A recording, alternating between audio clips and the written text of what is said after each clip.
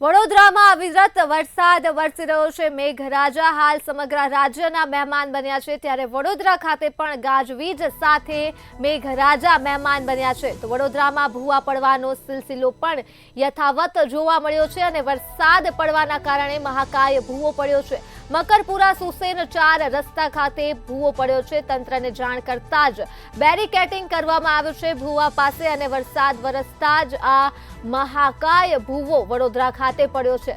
તો ભૂવા પડવાનો સિલસિલો યથાવત જોવા મળ્યો છે વડોદરા ખાતે, ત્યારે વરસાદ વરસવાના કારણે આ મહાકાય ભૂવો પડ્યો છે, જેના દ્રશ્યો સામે આવી રહ્યા છે। ત્યારે તંત્રને જાણ કરાતા જ ભૂવાની આસપાસ બેરિકેડિંગ તંત્ર દ્વારા કરવામાં આવ્યું છે।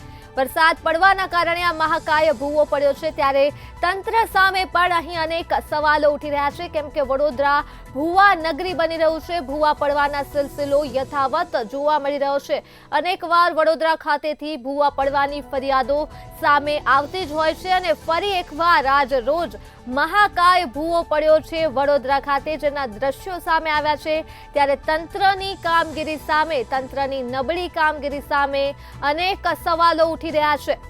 તો વિગતો વડોદરાથી મળી છે, જ્યાં વરસાદના કારણે મહાકાય ભૂવો મકરપુરા સુસેન 4 રસ્તા પાસે પડ્યો છે।